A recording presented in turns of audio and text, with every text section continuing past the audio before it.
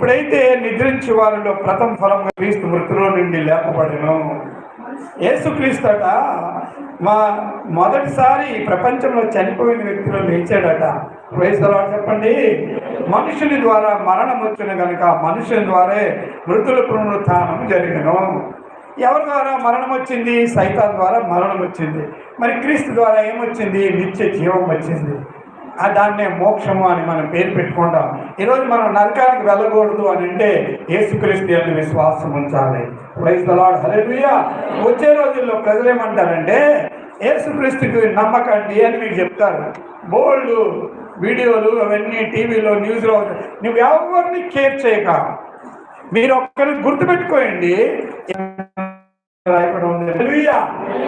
మీరు అందుకే రోజు బైబిల్ చదివితే బైబిల్ మాటలు ఎంత నిజమనిపిస్తావంటే దేవుడు ముందుగానే అన్ని చెప్పాడు.